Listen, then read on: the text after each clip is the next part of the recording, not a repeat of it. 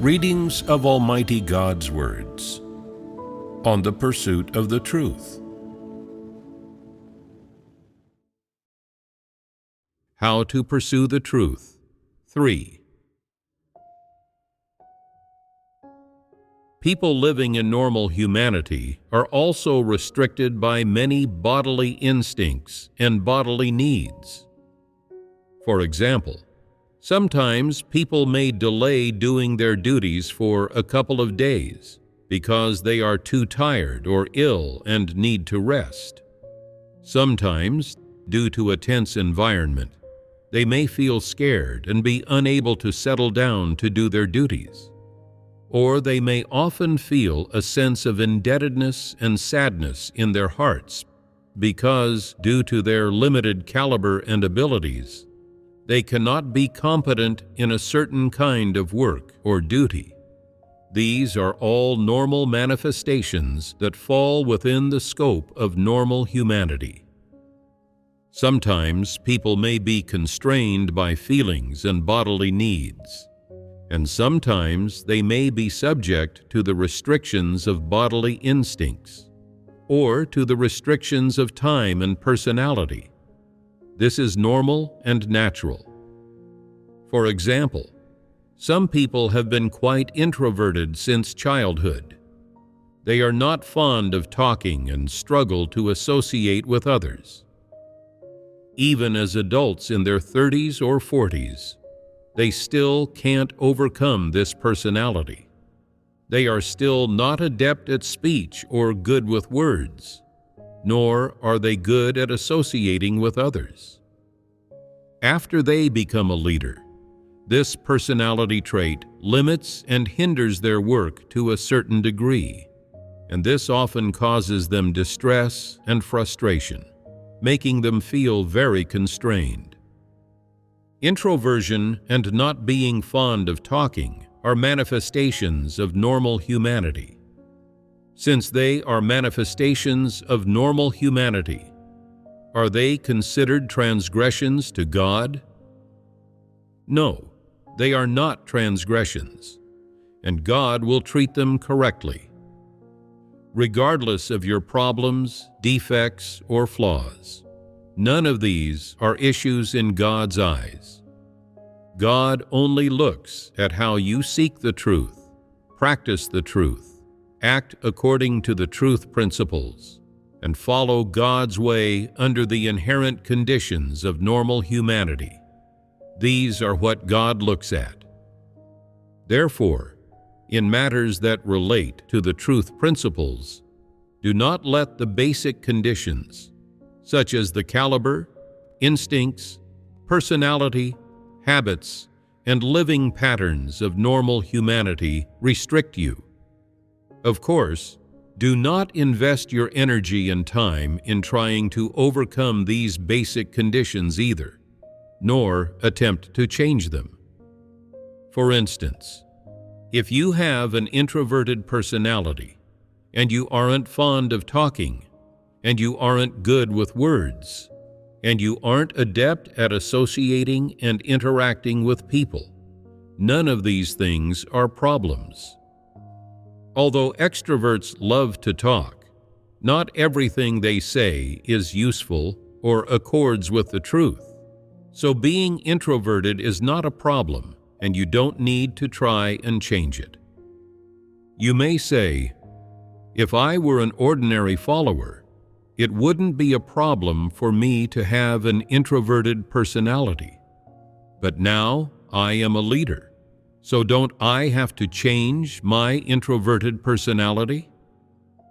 If you really want to change it, you can try learning how to associate with others, or make a rule for how much you say, how many matters you handle, and how many types of people you have dealings with in one day. If you really have the ability to change your inherent personality, then of course, this is not necessarily a bad thing in terms of you doing the work of the church. However, if you were born with an introverted personality and you are not good with words, and not adept at socializing, and don't know how to converse or interact with others, then no one can change this. Some people have an introverted personality. They aren't willing to interact or converse with others. And furthermore, they don't have that much to say. They always feel that it's only right to say something useful, and that there's no need to say unnecessary things, so they aren't willing to say much. For some people, it may be because they are too young and have no life experience and lack the words. For other people, it may be that they are not young anymore and already have life experience, but still have this introverted personality. If you try to change this kind of personality and adopt all sorts of approaches to change it, then let me tell you, you will never be able to change it in your entire life, because God does not do this kind of work. No matter whether your face or appearance resembles that of your father, your mother, or any other relative, this appearance will not change. And even more so, your personality in particular will not change. Some people say, it's hard to change an introverted personality. So, is it easy to change an extroverted one? It is just as difficult to change an extroverted personality. Extroverts love to talk and have a lot that they want to say. If you ask them not to talk or to talk less, they can't control themselves. And if anyone restricts them from speaking, it's like stripping them of their life. If an introvert is made to associate with an extrovert, will they influence each other? They might influence each other somewhat at the beginning. For the sake of face, the two people will be accommodating and tolerant toward each other, or be forbearing and understanding with each other. But over time, they will get to know each other and obtain a clear idea of each other's personality, and there will be no need to act so forbearing and considerate toward each other, so they will quickly return to their original states. If you originally had an introverted personality, you are still introverted now. When you talk and converse, you only utter a few words or sentences and have nothing else to say. If someone asks, "Did you go out?" you reply, "I did." Then, if they ask, "When did you come back?" you reply, "Just now." You don't say what happened, and you don't say what that person wants to hear.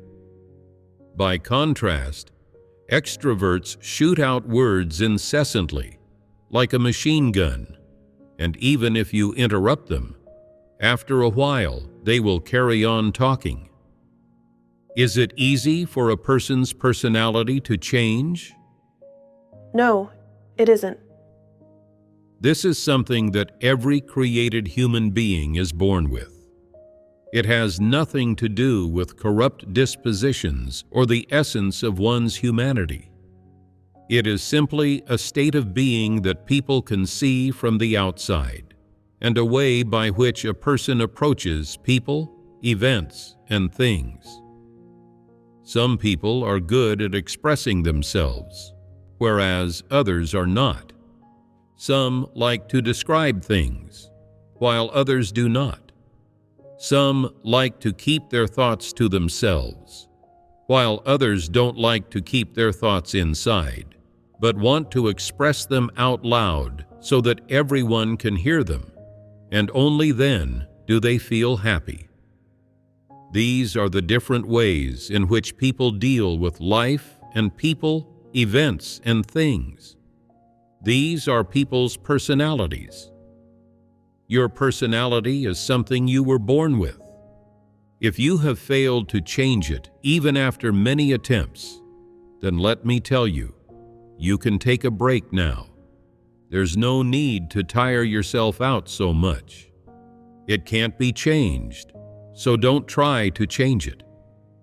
Whatever your original personality has been, that remains your personality. Do not try to change your personality for the sake of attaining salvation. This is a fallacious idea. Whatever personality you have, that is an objective fact, and you cannot change it. In terms of objective reasons for this, the result that God wants to achieve in His work has nothing to do with your personality. Whether you can attain salvation is also unrelated to your personality. In addition, whether you are a person who practices the truth and has the truth reality has nothing to do with your personality. Therefore, do not try to change your personality because you are doing certain duties or serving as a supervisor of a certain item of work. This is an erroneous idea. What should you do then?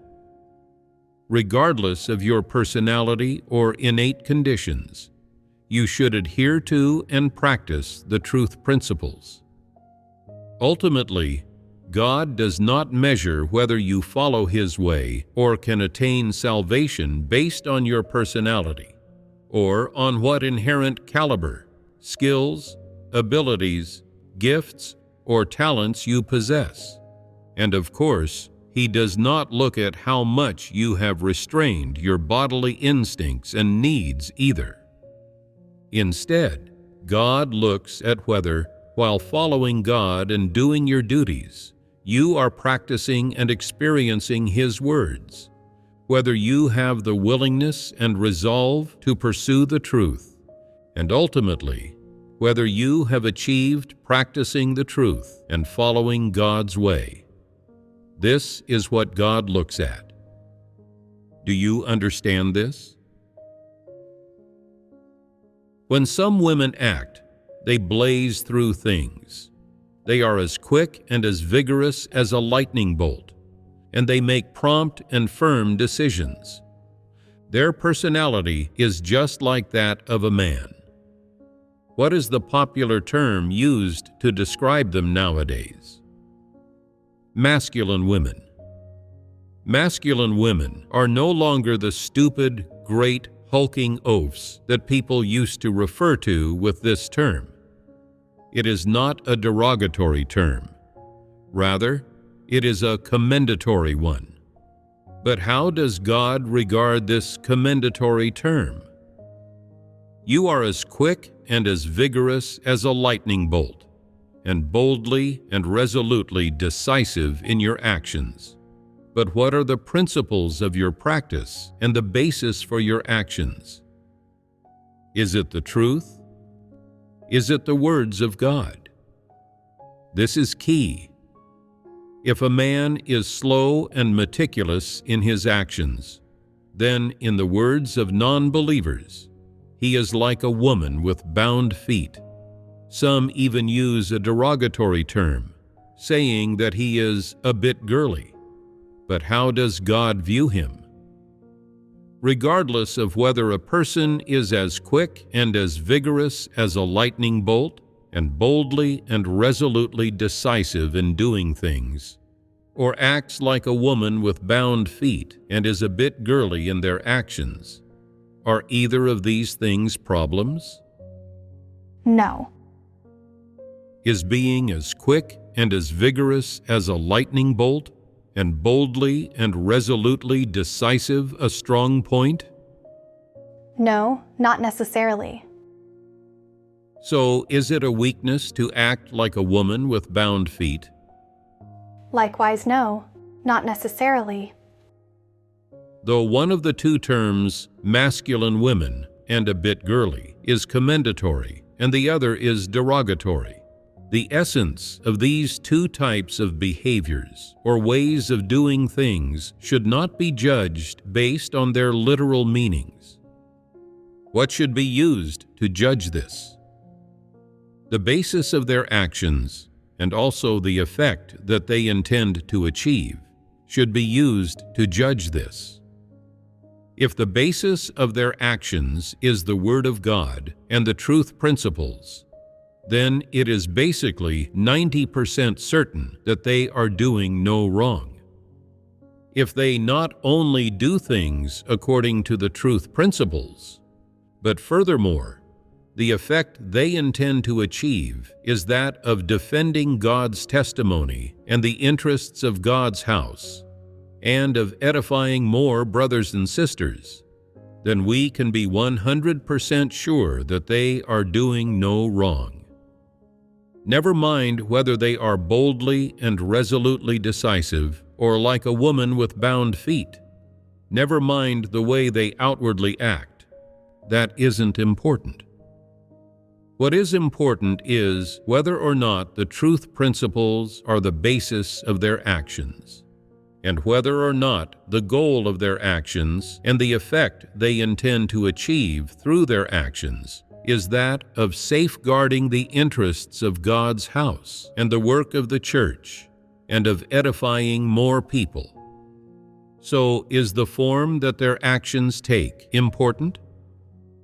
Regardless of whether you are a masculine woman or like a woman with bound feet, this is not what God looks at. This is not the standard God uses to evaluate people. So, if a woman seems like a masculine woman, and in her actions she is as quick and as vigorous as a lightning bolt, and boldly and resolutely decisive, is this worthy of praise and esteem? Is being as quick and as vigorous as a lightning bolt, and boldly and resolutely decisive a principle for doing things? Regardless of whether you are a man or a woman, being boldly and resolutely decisive and as quick and as vigorous as a lightning bolt is not a principle for doing things. So, what is a principle for doing things? One must do things according to the truth principles, and the effect that one intends to achieve must be to safeguard the interests of God's house and edify more people. This is a principle. This is a concrete principle. If you act according to this principle, then you are practicing the truth. If you do not act according to this principle, then in my eyes, the expression that best defines you being boldly and resolutely decisive, as quick and as vigorous as a lightning bolt, is running riot, doing bad things. It is obvious that running riot, doing bad things, is not acting based on the truth principles. Although you appear to be decisive and unhesitating in your actions, and to have the air of a leader or king, in reality, you are running riot, doing bad things. What are the consequences of running riot, doing bad things? It causes disruptions and disturbances and sabotages the church's work. So, will God remember this? Not only will God not remember this, but He will also condemn it. So, you say that you are a masculine woman, and that in your actions you are as quick and as vigorous as a lightning bolt, and boldly and resolutely decisive. But is that useful? Only seeking the truth and acting according to the truth principles can be called a true ability. Only this is practicing the truth and pursuing the truth, and only this is what people with normal humanity should do.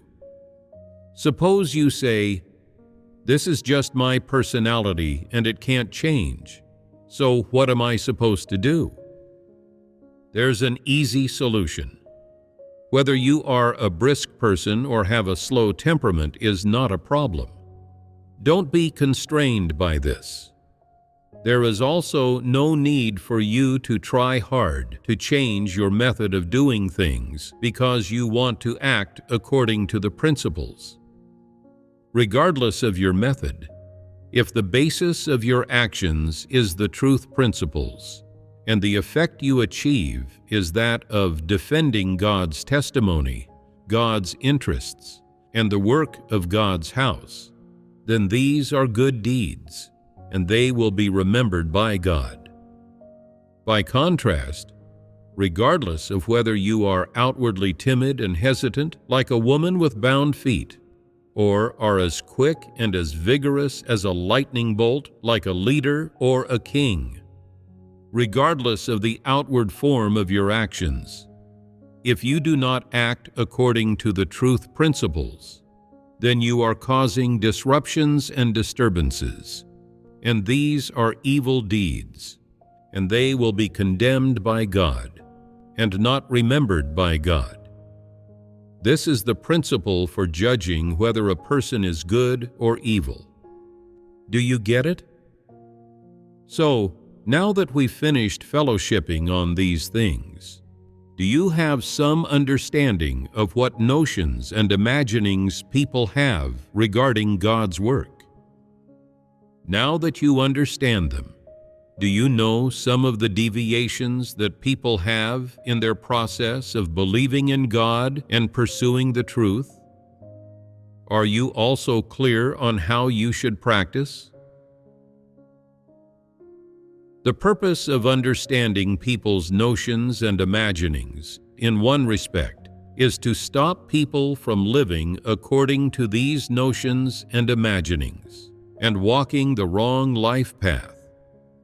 In another respect, it is to enable people, while they let go of these notions and imaginings, to live within normal humanity and fulfill their responsibilities and duties with ease and joy, and to not force themselves to do things they are unable to. If there is something you can achieve and ought to do, then put your very best effort into doing it. If something is beyond your caliber and ability, then find someone to cooperate on it with you, or ask other brothers and sisters for help, and do it to the best of your ability. These are the principles.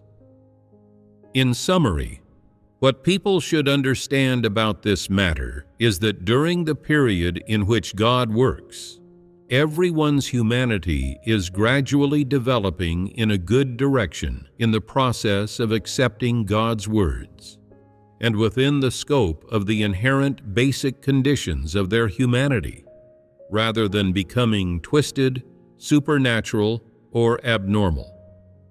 Therefore, if the duty you do involves a technical or professional skill, then to do that duty well, you should put in the effort to diligently learn and delve into that technical or professional skill.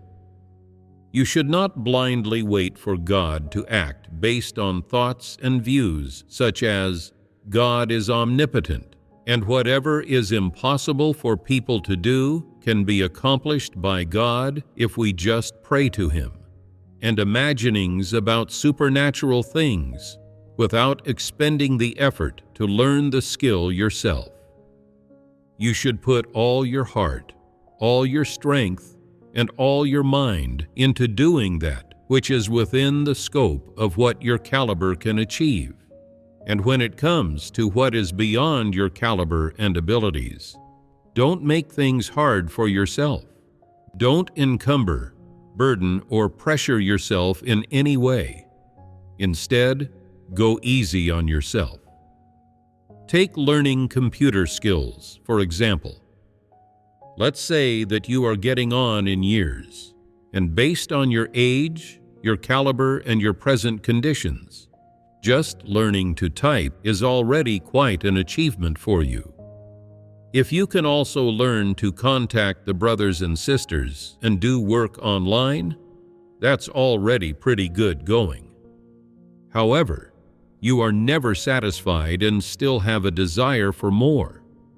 You want to learn how to write programs and keep the network secure, doing some work that only network engineers and high-tech personnel can do.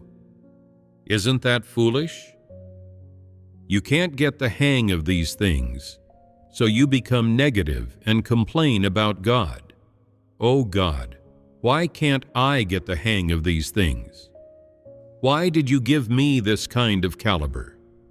I'm so old. Why can't you make me young again? Isn't God omnipotent? It is wrong for you to have such thoughts and make such demands.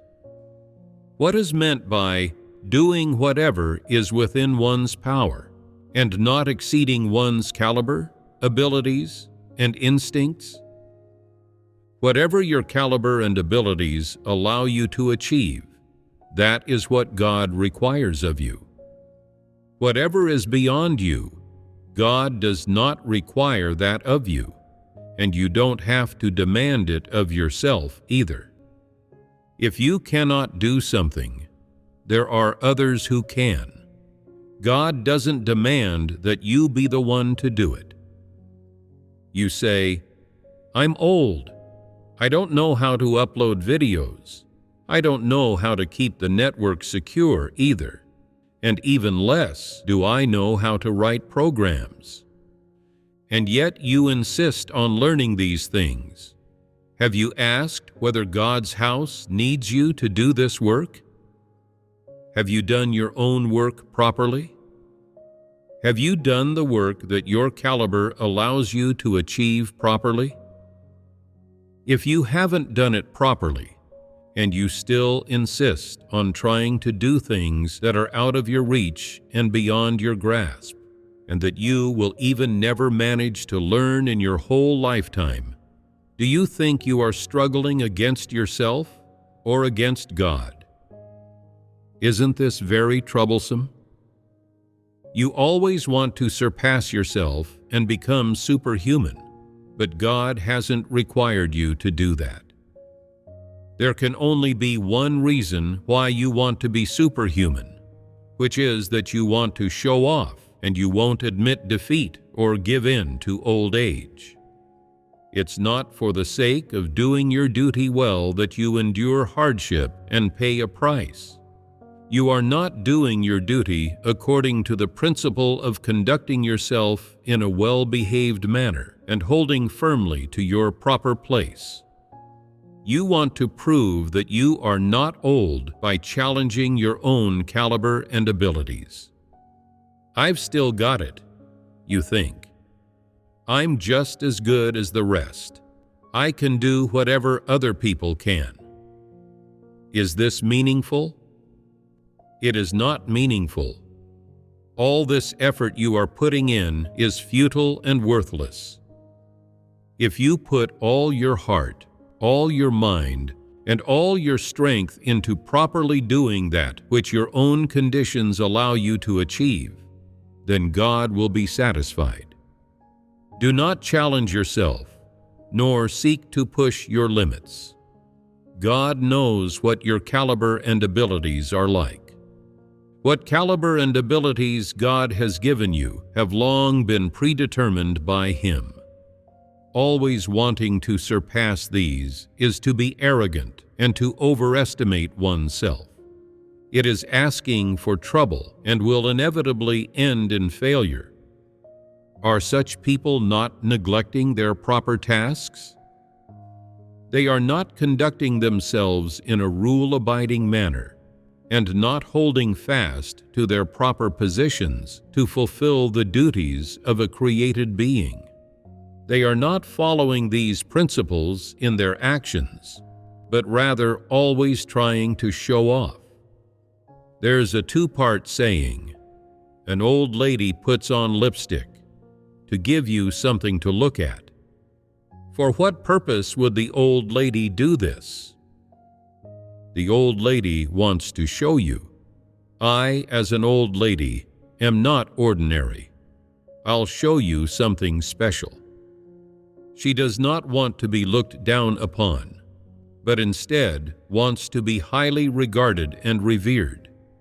She wants to challenge her limits and surpass herself. Is this not having an arrogant nature? If you have an arrogant nature, then you do not stay within your bounds. You do not want to conduct yourself in a manner befitting your station. You always want to challenge yourself. Whatever others can do, you want to be able to do as well. When others do things that make them stand out, achieve results, or make contributions, and receive everyone's praise, you feel uncomfortable, jealous, and discontented. You then want to abandon your current tasks to undertake work that allows you to shine, desiring to be highly regarded too. But you are not capable of doing work that allows you to stand out. So isn't this a waste of time? Isn't this neglecting your proper tasks? Do not neglect proper tasks, for neglecting them is not going to end well. Not only does it delay things and waste time, making others look down on you, but it also makes God loathe you, and in the end, you torment yourself to become quite negative. Regardless of a person's age, whether they be young, middle-aged, or elderly, they have limits in terms of their caliber and talents. Nobody is perfect. Forget about being a perfect person. Forget about knowing how to do everything, being able to do everything, and understanding everything. It is troublesome if you have this kind of disposition. Within God's work, why is it that when He speaks to all kinds of people about any topic or any kind of issue, He talks over and over again about the same thing, addressing different states and situations? Those who lack spiritual understanding think, speaking in this way is too detailed and long-winded. We already understand. You may already understand, but others may not. And even if you understand, can you resolve the problems of various states? If you can't, it means that you still don't fully understand, so don't pretend that you do. People's states are all different. Only once all the states of each type of person have been spoken about, and all the various states have been covered. That is, once the states of all types of people within a certain major issue have all been discussed, and everyone understands this aspect of the truth, only then has this issue been explained clearly. What do I mean by this? It is that everyone develops different problems while living under their own conditions. Everyone's problems are different, and everyone's personalities, strong points, and the things that they're good at are also different.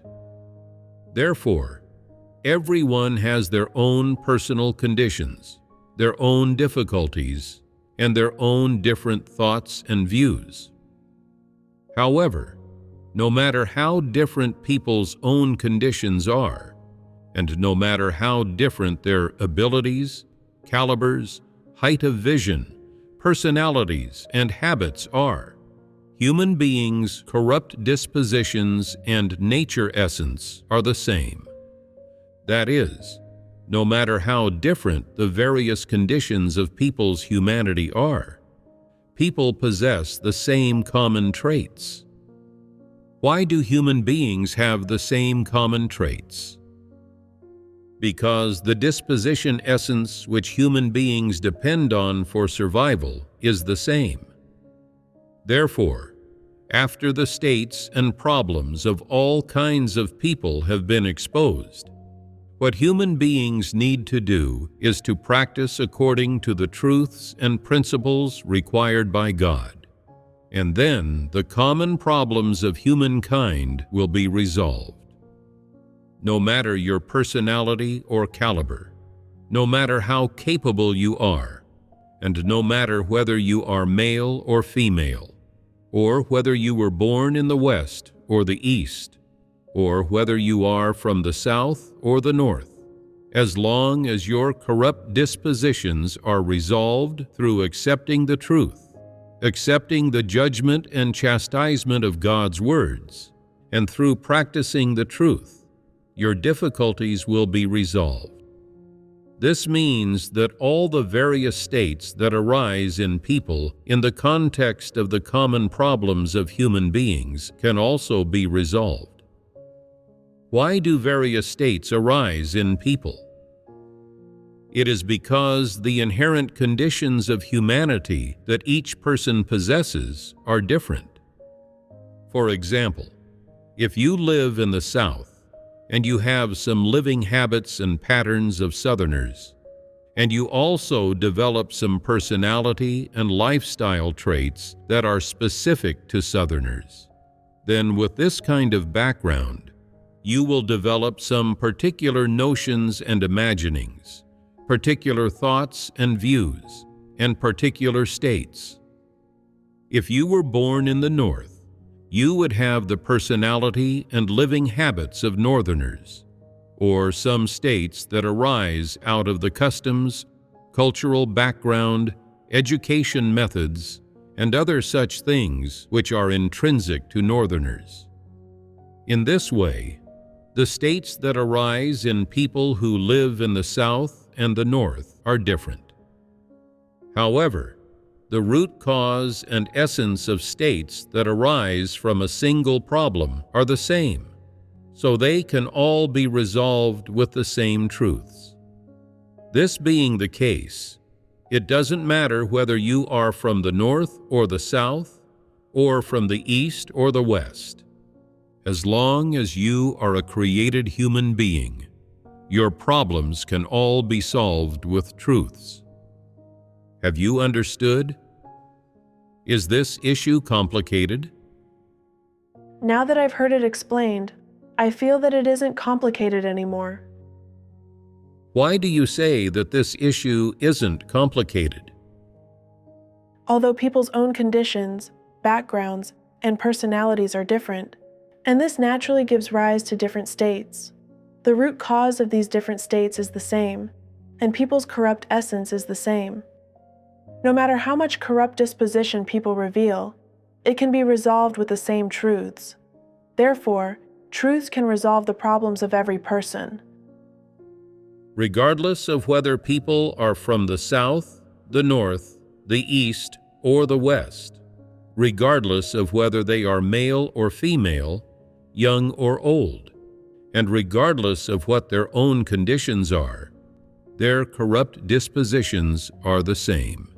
And the various states, thoughts and views, and attitudes toward the truth that these corrupt dispositions give rise to have a common trait. What is this common trait? Everything that arises out of these corrupt dispositions is of Satan and does not accord with the truth. Of course, to be more specific, it could be said that it is contrary to the truth. Therefore, no matter what differences there are between the races, religions, or cultures of corrupt humankind, and no matter whether people have yellow, white, brown, or black skin, they are all corrupt human beings, and human beings all have the same essence of resisting God. This is something they have in common. Therefore, regardless of which country people are from or what race they are collectively referred to as corrupt human beings. That is, regardless of whether these races of people are superior or humble, poor or rich in terms of their skin color, appearance, life habits, or racial culture, and regardless of what education they have received. In any case, the rules which they rely on for their survival come from Satan, are inconsistent with the truth, and are resistant to God. Even if people belong to an affluent, noble race with a lofty religious background, their essence is still that of corrupt human beings. They are still of Satan's ilk that resists God. They are still corrupt humans. They are all resistant to God. They are all those who are judged and chastised within God's work. And the ones among them who can accept the truth are those whom God intends to save. What is the implication of this? It is that before you are saved, no matter how lofty your cultural background, educational background, and religious background are, your essence is still resistant to God and hostile to God. As such, the essence of human beings will not change because of their skin color, religion, country of birth, or their educational background or cultural background. Similarly, no matter what race a person is, they will not become noble or lowly in the eyes of God because of their own conditions. So, in the eyes of God, what is the standard for evaluating whether people are noble or lowly? There is only one standard, and that is whether or not you accept the truth. If you accept the truth, then no matter your race or the color of your skin, you are noble. If you do not accept the truth, then even if you say, "I have white skin, blonde hair, and blue eyes, and my family has been royalty for generations," there is no use in that. Even if you are noble among humankind, if you do not accept the truth, then in God's eyes you are still a corrupt human being. You are the same as any other corrupt human being. There is no difference. No matter how many members of the human race look up to you, revere you, and present offerings to you, it serves no use and will not change your status, identity, and essence in God's eyes. God's standard for evaluating humankind, which of course is also God's fixed high benchmark and standard for evaluating humankind, is to evaluate them by the truth. If you love the truth and practice the truth, then you are noble. If you do not practice the truth, then this old flesh of yours is a corrupt human being. It is not worth a penny, and is not even as valuable as an ant on the ground. With the exception of microorganisms that people cannot see, ants are relatively small among all living things. Their living patterns, survival rules, and instincts fully adhere to the laws set by God. Their work and rest schedule changes according to the climate and fluctuating temperatures of the 4 seasons, and they will never proactively change these patterns and rules. But humans are different. Humans always want to change the status quo and the world. They always have ambitions, and they constantly engage in betrayal and rebellion. Although ants don't have the faculty to accept the truth, nor the capability to comprehend the truth, at the very least, they do not resist God. Humans are different. They will actively come forward to attack and resist God. Therefore, in God's eyes, human beings who have not gained the truth and have not been saved are worth nothing. Isn't this a fact? Evaluating and characterizing people based on this fact completely accords with the truth principles. Through fellowshipping on these issues, people should have a correct view and understanding of the essence of humankind and the effect that God's work intends to achieve. After you understand this aspect of the truth, won't you be less constrained when you preach the gospel to people, or when you associate and fellowship with them, no matter what type of person they are, regardless of whether they have a religious background or not, whether they have standing and status in society or low social status, and whether they are white or a person of color? If you don't understand these truths, you'll always tend to view people of other races highly, or feel that you can't fathom them and don't know how to fellowship or interact with them. Doesn't understanding these truths assist you in associating with those people? It will help you to view the entire human race from the right stance and from the right viewpoint. This is the benefit of understanding the truth. When you understand the truth, your perspective on things will be right, and it will also be relatively broad-minded and not so narrow-minded. Otherwise, you will always lack confidence as a leader or worker. Firstly, you will feel that you lack life experience. Secondly, you will feel that you haven't had enough experiences. Thirdly, you will feel that you aren't good at speaking and cannot see through the states of most people. In particular, when you see older people, you will be afraid and nervous, and you won't dare to speak. Some people say, especially when I see that long-time religious believers have some knowledge of the Bible, I don't know how to preach the gospel to them, and I get scared and feel inferior to them. You understand so many truths, so what is it that you are scared of? Isn't this not being able to see through matters? Once people understand the truth, they should be able to resolve these matters and problems, and they will no longer be constrained by these things. What aspects of truth have you understood through the topics that we've fellowshipped on today?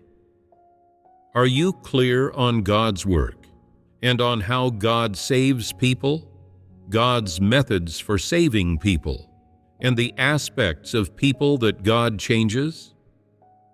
Now that you are clear on these things, don't you feel even more the importance of practicing the truth and of evaluating everything by the truth? Don't you think even more that it is extremely important to pursue and understand the truth? If someone doesn't understand the truth, then they cannot see through any matter. They cannot see through all types of people, and they cannot see through people from all countries and ethnicities. And so they are a fool, a moron. When some individuals see people that wear glasses, they assume that they are professors or intellectuals, and so they feel constrained and do not dare speak. And whenever they see tall and good-looking people, they feel inferior to them. After understanding the truth, won't people basically not be affected by these things? In one respect, they will not constrain themselves.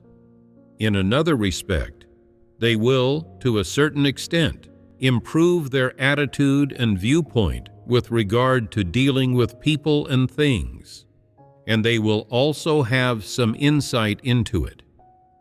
This will be beneficial for the performance of their duty, especially when it comes to the performance of work by leaders and workers at all levels.